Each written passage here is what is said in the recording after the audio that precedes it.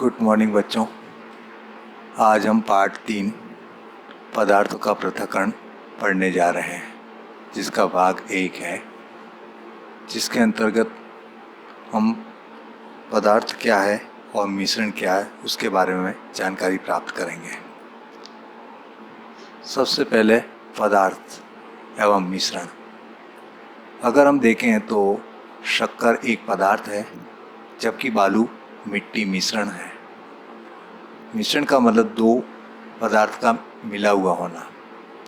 मिश्रण के उदाहरण जैसे वायु, शरबत, आइसक्रीम, दूध आदि हैं। इस पाठ के अंतर्गत दिया गया है पदार्थ एवं मिश्रण, इनको कैसे अलग करना अर्थात पृथक्करण करना, अलग करना, उसके बारे में आज जानकारी प्राप्त करेंगे। तो मिश्रण के प्रकार। मिश्रण में उपस्थित पदार्थों को मिश्रण के घटक या अवयव कहते हैं। अब मिश्रण दो प्रकार के होते हैं। पहला हम समझ सकते हैं समांगी मिश्रण और दूसरा है विषमांगी मिश्रण। पहला हम देखते हैं समांगी मिश्रण क्या है।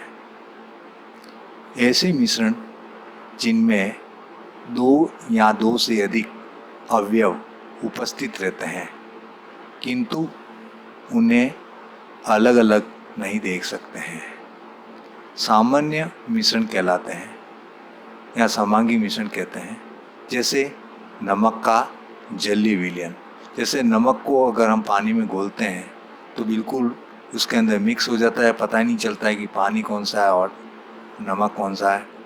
इसी तरह से अगर दूध को पानी में डाल दें तो दूध और पानी एक जैसा मिल जाएगा, जिन्हें हम समांगी का मतलब समान मिश्रण होना, समांगी मिश्रण कहलाता है। दूसरा आता है विषमांगी मिश्रण। ऐसे मिश्रण जिनमें उनके अवयवी पदार्थों को सामान्य अलग अलग देखा जा सकता है, विषमांगी मिश्रण कहलाते हैं। जैसे पानी और तेल का मिश्रण। पानी में अगर हम तेल मिला देते हैं तो तेल की परत ऊपर नजर आ जाती है।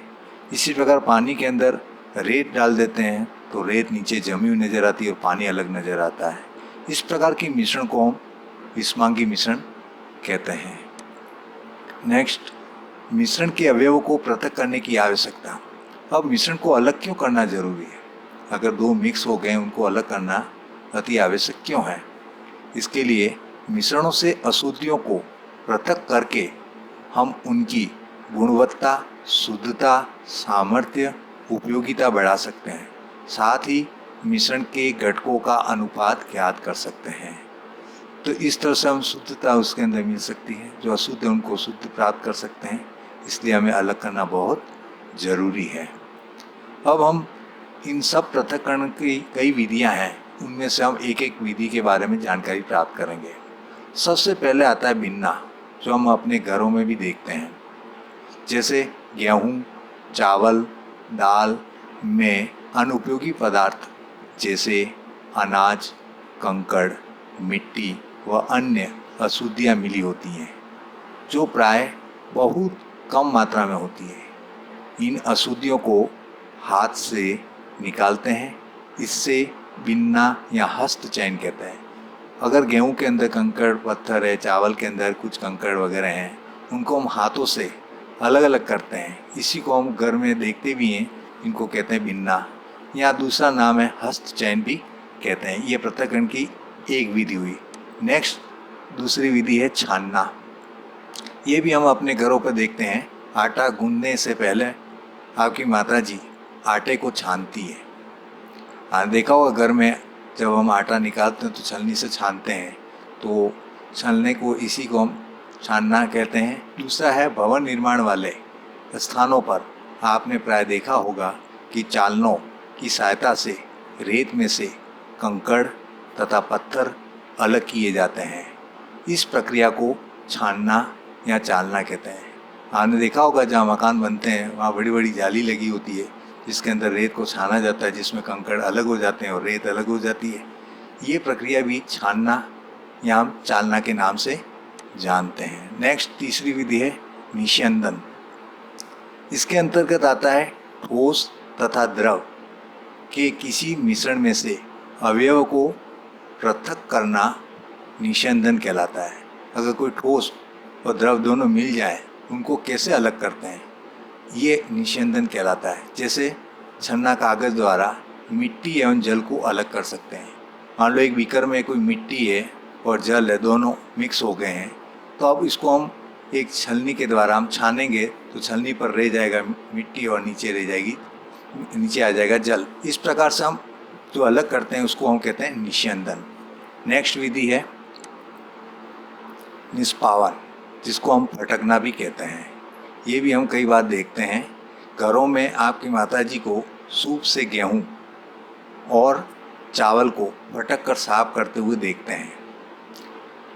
इस प्रकार सूप की सहायता से अनाज में मिली हल्की अशुद्धि को पृथक करने की प्रक्रिया को फटकना कहते हैं।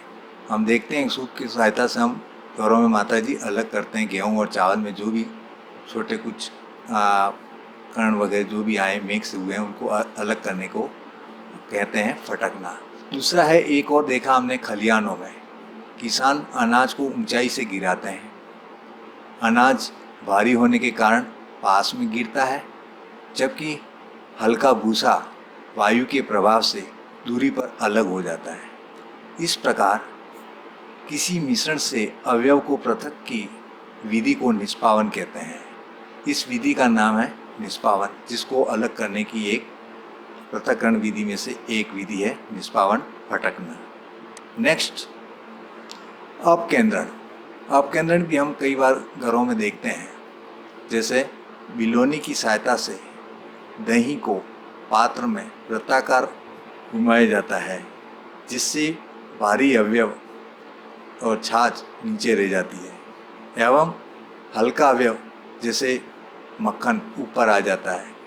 यह क्रिया अपकेंद्रण कहलाती है। ये घरों में जब हम इसमें अलग करते हैं मक्खन और छाछ को हिला करके, तो दोनों अलग अलग नज़र आते हैं। वो अलग करने की विधि को हम अपकेंद्रण कहते हैं। एक है नेक्स्ट थ्रेसिंग। थ्रेसिंग में अन्न कणों को पके हुए पौधों से अलग करने की प्रक्रिया को थ्रेसिंग कहते हैं। इस हेतु आजकल थ्रेसिंग मशीन का उपयोग किया जाता है। थ्रेसिंग का मतलब जो गेहूँ वगैरह हैं उनको एक मशीन के अंदर डाला जाता है, जिसमें गेहूँ के दाने अलग हो जाते हैं और भूसा अलग हो जाता है। इस प्रक्रिया को हम थ्रेसिंग के नाम से जानते हैं।